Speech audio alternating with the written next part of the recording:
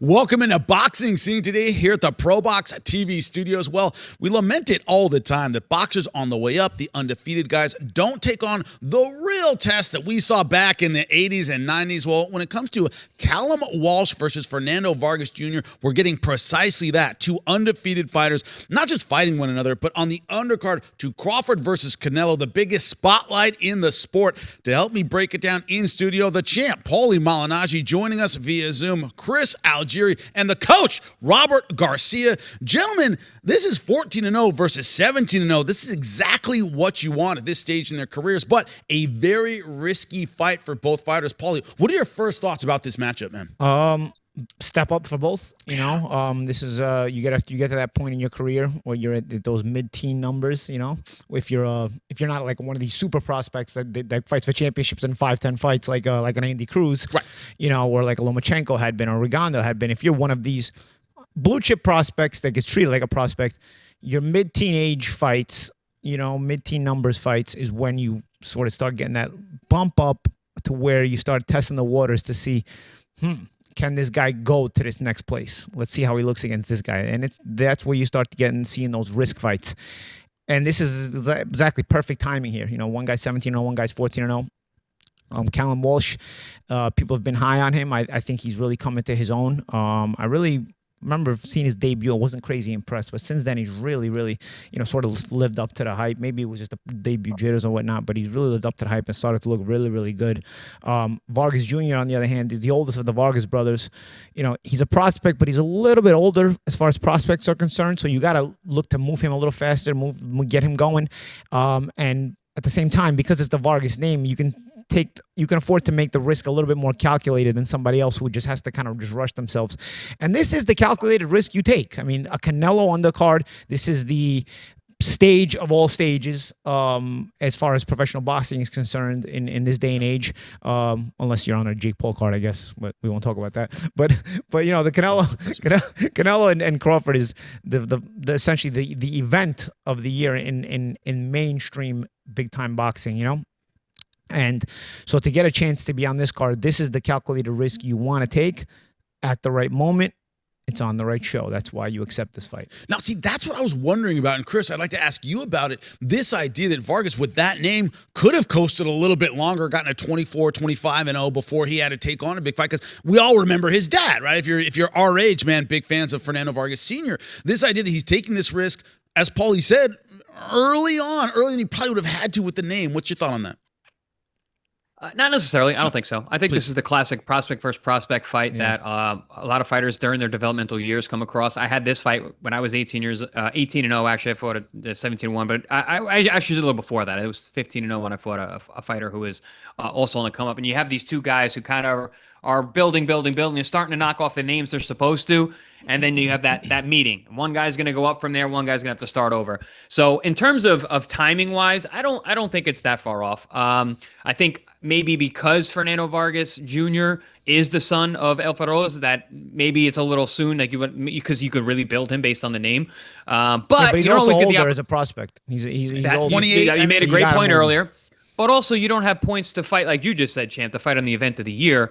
Because I'll tell you what, Callum Walsh was going to be on this card no matter what. But dealing with Dana White and his association with Turkey, he's going to be on this card. It's a huge opportunity. He was going to have a slot no matter what. The fact that Fernando Vargas Jr. stepped into that slot, that makes sense to me as well. It's like, I got an opportunity to fight in this card. And just like you said, champ, early on in Callum's career, I wasn't that impressed either. And I'm sure Fernando Vargas and his team have seen that. They see an opportunity to fight on a huge stage against a guy that could potentially be beatable. And Fernando Jr. can punch. He can punch. So like we've got an opportunity. And based on, like you said, his age, how much longer is Jr. going to look to build before he takes that step? This is that step. Yeah, and then this is one of those fights where the win puts you at a big fight right away. This is launch. It's a big launch right there. Coach, what do you think, man? That's how you took the words right out of my mouth. Coach, tactically, how are you getting these guys ready for the fight if they were yours?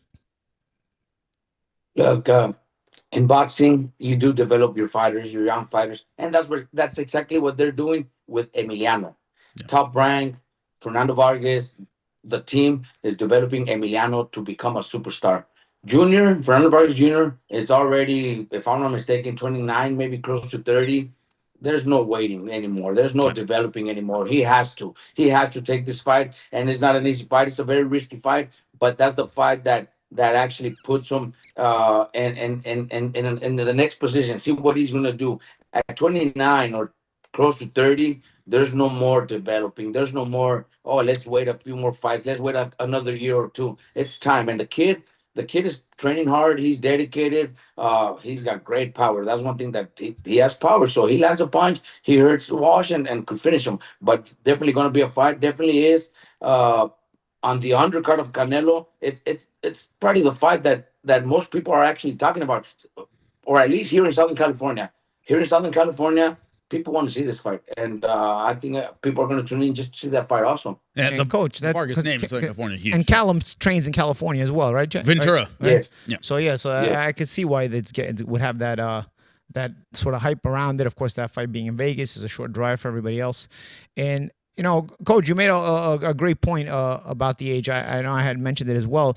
It makes me think, Fernando Jr., if he wins this fight, because he's 29-30, it's the kind of win that I think could put him in a world title fight. Honestly, Easily.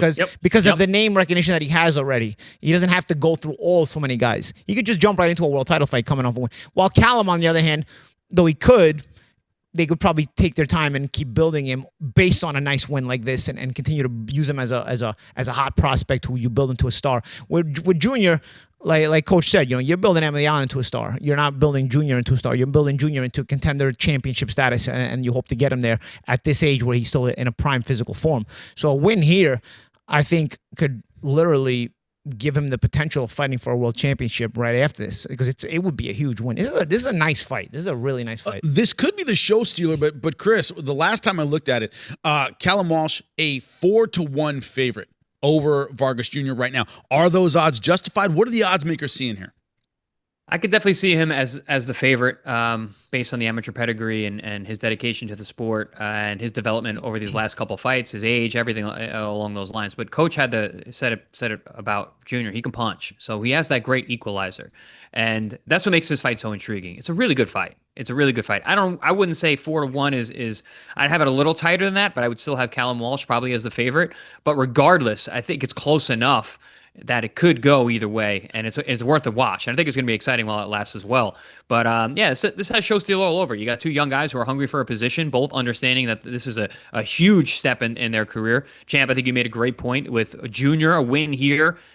He's no longer a prospect. He's a contender. He wins here. He's a contender. He's potential to step into a title fight because of his name, because of the fact that he's undefeated. 18-0 looks real nice to fight for a world title, especially with a name like Vargas. And he's old enough where you're like, and he's old enough and developed, quote unquote, developed enough. Walsh, I think there's going to be more development, because who doesn't want an Irish star? Irish sells. The fans come out. They get crazy. They're awesome fans. They're a lot of fun. You have a whole island, a whole country behind you. So I think you have a lot more time to develop a Callum Walsh for the win here. But Fernando Vargas, it's time to strike while the iron's hot. And there's a lot of money to be made these days, especially if you're going to be on an undercard of a Canelo and Crawford fight. So I'm with you guys. I'm more excited about this fight after this conversation than prior.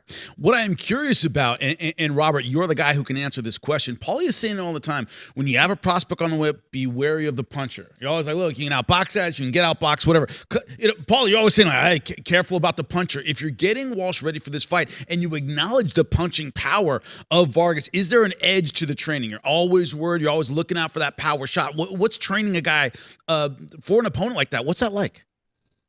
See, that's what makes this fight so exciting, because here in Southern California, talking to different coaches, different people in boxing, reporters, people that know the sport, everybody gives an edge to Walsh, but there's always that but.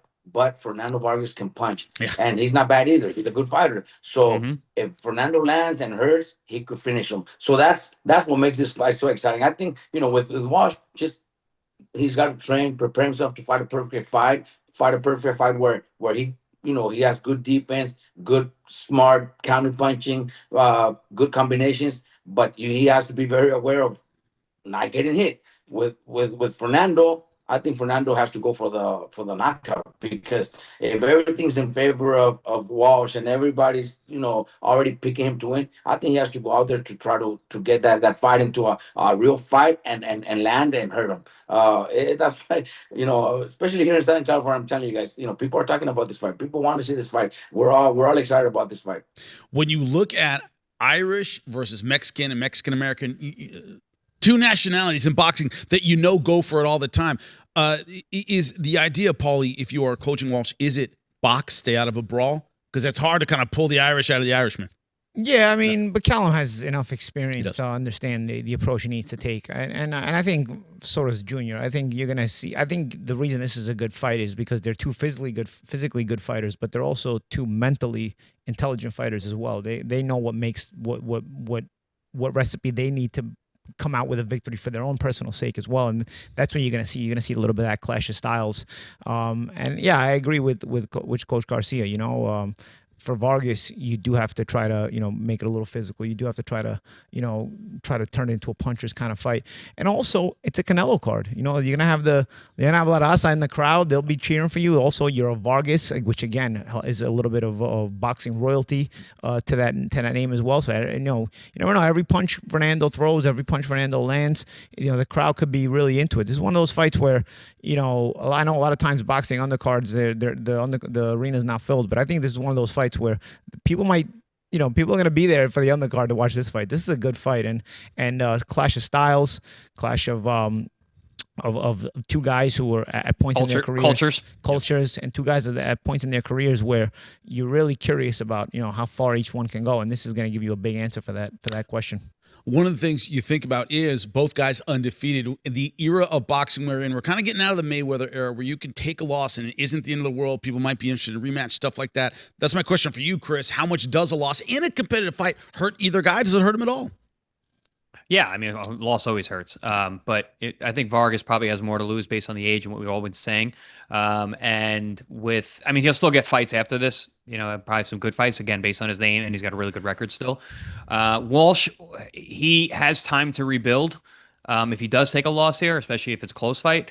But yeah, a loss is always detrimental to a young fighter's career, especially these two. But a win is so big that it's worth the risk. The platform and where this win can take you is enough of a risk for both of these young guys to take the chance. I'm curious about, Coach, obviously the ins and outs of this fight. Does this have fight of the night vibes in a card that is stacked with really talented fighters, Coach? I definitely believe it will be fight of the night. Both fighters, like you said, they're hungry to make that statement, to step it to the next level. That both know the winner will get huge fights, big paydays. So definitely going to be the fight of the night. Yeah, I agree. The two guys who are really, really hungry. Two guys who are still ascending and making their name. This has a possible firefight, or two guys who are really going to go for it.